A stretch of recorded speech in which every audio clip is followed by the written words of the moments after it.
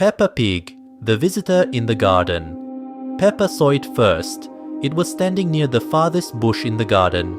Tall, very thin, with grey skin and a smooth face with no eyes. It didn't move. It just stood there, as if waiting. "George, did you see that?" Peppa asked, pointing out the window. "That's my friend," George said. "He came to play." "Who is it?" "He didn't say, but now he's my brother." Peppa frowned. The creature didn't move, but the next day, it was closer. One step, now, near the swing. "Is that someone from the neighborhood?" asked Mummy Pig. Daddy Pig looked out the window and turned pale. "There's nothing there." But when Mummy looked again, the creature was still there. Only now its hand was raised, as if waving. Peppa noticed George had changed. He started waking up before everyone and whispering at the window. Sometimes he laughed. Sometimes he just sat and stared into the garden. When Peppa asked what he was doing, he said, "We're remembering." "Remembering what?"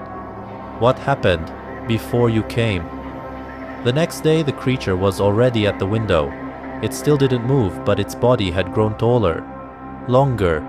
Its arms now nearly touched the ground, and its skin looked like a wet rag. "Daddy, do something!" Peppa cried. But Daddy Pig quietly went up to the attic. Mummy stayed in the kitchen and didn't come out. George stopped talking. He just drew. On the walls, strange shapes stretched, faceless, in black marker. "He said the time is almost here," George whispered at night. "He'll come in. It's what's right." Peppa locked all the doors, taped up the windows, hid under the bed, but through the floorboards she could still hear, "Peppa, you don't belong. We want it to be like it was." The next day, the garden was empty. The front door was wide open, and the house was quiet. Too quiet. In the kitchen, dirty water. In the living room, drawings covering the walls. Only one window was open, and beneath it, footprints leading from inside to the garden. And in the garden, 3 figures. George, the creature, and a new one, smaller, wearing a red dress, with a smooth face, no eyes. "Now there are 3 of us," George said. "It's how it should be." Peppa Pig, the new family. The pig family returned home in the evening. They had only been away for 1 day, just a walk in the forest. When Daddy Pig put the key in the lock, the door opened by itself. "That's strange," he said. "I'm sure I locked it." The house looked a little off, cleaner, quieter. The smell was different. The kitchen light was on, and at the table sat a family, exactly like theirs. "Hello," said the other Mummy Pig. "You must be mistaken. This is our house." "No," Peppa shouted. "This is our house. This is our kitchen." "Oh, Peppa," said the other Peppa, smiling much too wide. "You're late again. We've been home for a long time." They all had the same faces, the same clothes, the same voices, but something was wrong with their eyes. Too dark, too still. "Daddy," whispered the real Peppa, "why do they look like us?"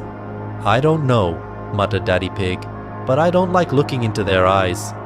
The next morning, the house no longer let them in. The keys didn't fit. The windows were covered. And inside, shadows moved too perfectly, too in sync.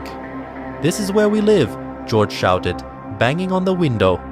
From the dark side of the glass, a face appeared, an exact copy of George. It didn't say a word, just put a finger to its lips. All day, the real pig family tried to understand what was happening. They called friends. No one answered. They tried to remember what their house looked like, but their memories got fuzzy. Maybe we really came to the wrong place," Mummy Pig whispered. "No!" Peppa shouted. "This is our home. We are the real ones."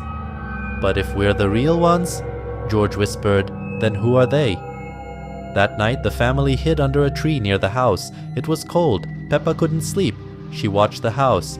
In one window, a light was on, and there she was, the other Peppa, dancing around the room in a red dress. Then she turned, looked straight into the darkness, right where Peppa was hiding, smiled, and pointed to the door. "She sees us," Peppa whispered.